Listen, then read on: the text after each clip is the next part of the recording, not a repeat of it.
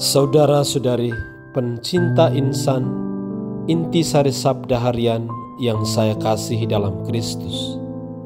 Salam jumpa di hari ini, Senin 29 November 2021, hari biasa pekan pertama Advent. Kita akan mendengarkan pembacaan dari Injil Matius bab 8 ayat 5 sampai 11. Mari kita simak bersama. Ketika Yesus masuk ke Kapernaum, datanglah seorang perwira mendapatkan dia dan memohon kepadanya. Tuhan, hambaku terbaring di rumah karena sakit lumpuh, dan ia sangat menderita. Yesus berkata kepadanya, Aku akan datang menyembuhkannya. Tetapi jawab perwira itu kepadanya, Tuhan, aku tidak layak menerima Tuhan di dalam rumahku. Katakan saja sepatah kata, maka hambaku itu akan sembuh.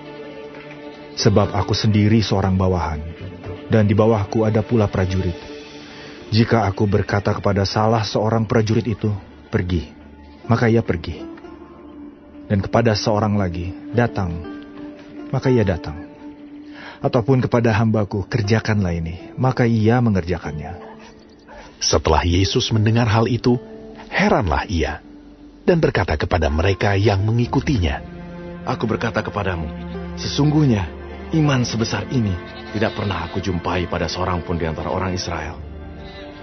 Aku berkata kepadamu, banyak orang akan datang dari timur dan barat dan duduk makan bersama-sama dengan Abraham, Ishak dan Yakub di dalam kerajaan surga.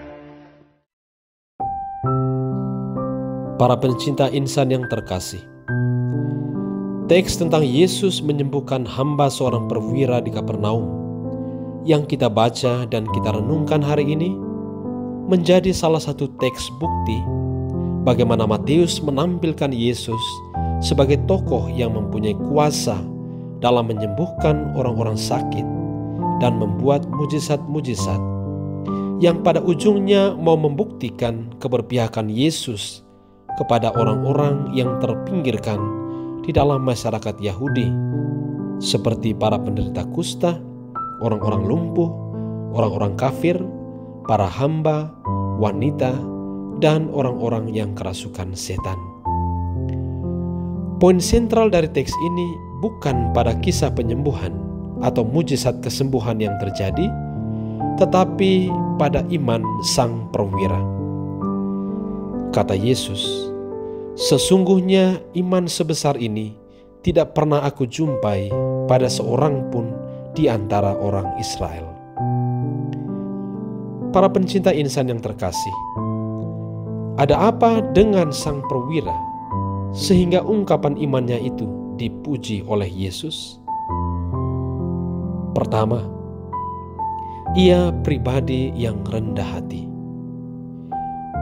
Kita ketahui bahwa dia adalah seorang perwira mengepalai kurang lebih 100 orang prajurit. Di medan perang, perintahnya adalah hidup dan mati dari para prajurit.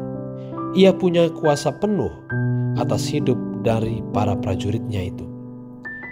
Namun dalam kasus di mana seorang hambanya menderita sakit yang menyebabkan dia lumpuh, sang perwira tidak bisa berbuat apa-apa. Karenanya, ia tidak segan-segan datang sendiri menghadap kepada Yesus, memohon kesembuhan bagi hambanya itu. Ia bisa saja menyuruh hamba-hamba atau prajurit-prajuritnya yang lain untuk menjumpai Yesus. Namun itu ia tidak lakukan. Ia memilih untuk datang sendiri kepada Yesus. Ini adalah bukti atau wujud kerendahan hatinya di hadapan Yesus. Kedua, ia pribadi yang penuh belas kasihan.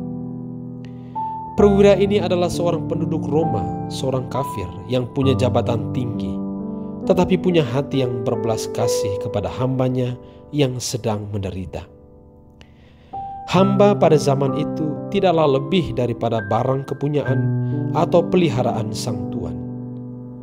Namun sang perwira memandang hambanya itu tidak sebagai peliharaannya, tetapi sebagai manusia yang bermartabat, yang layak untuk hidup dan memperoleh kesembuhan dari sakitnya. Inilah alasannya mengapa sang perwira datang sendirian dan memohon kepada Yesus untuk menyembuhkan hambanya yang sedang sakit itu. Ketiga, ia pribadi yang percaya akan kuasa sabda Yesus. Sang perwira, pemimpin para prajurit, menyadari bahwa walaupun kata-katanya, perintahnya punya kuasa atas para prajurit dan hamba-hambanya, namun berhadapan dengan penyakit yang diderita hambanya, ia tidak punya kuasa apa-apa. Karenanya ia menyerahkan persoalan itu sepenuhnya, seutuhnya kepada Yesus. Sang perwira percaya bahwa Yesus bisa berbuat sesuatu untuk hambanya itu. Sang perwira sungguh percaya akan kuasa kata-kata Yesus.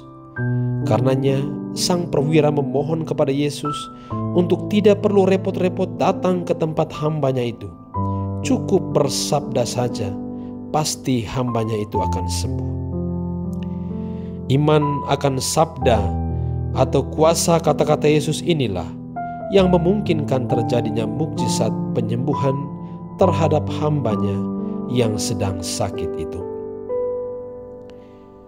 Para pencinta insan yang terkasih, pesan dari teks ini bagi kita adalah: pertama, agar mukjizat terjadi dalam hidup kita, maka perlu belajar dari sang perwira untuk menjadi pribadi yang rendah hati, menjadi pribadi yang penuh belas kasihan, dan percaya penuh akan kuasa sabda Yesus. Kedua, saat merayakan Ekaristi menjelang komuni, kita mendaraskan ungkapan iman sang perwira. Tuhan, saya tidak pantas Engkau datang pada saya, tetapi bersabdalah saja, maka saya akan sembuh. Setiap kali kita mendaraskan ungkapan iman ini, daraskanlah dengan penuh iman dan rasakan Tuhan sedang datang menyembuhkanmu. Tuhan memberkatimu. Terima kasih sudah mengunjungi channel ini. Jangan lupa subscribe dan nyalakan lonceng notifikasinya.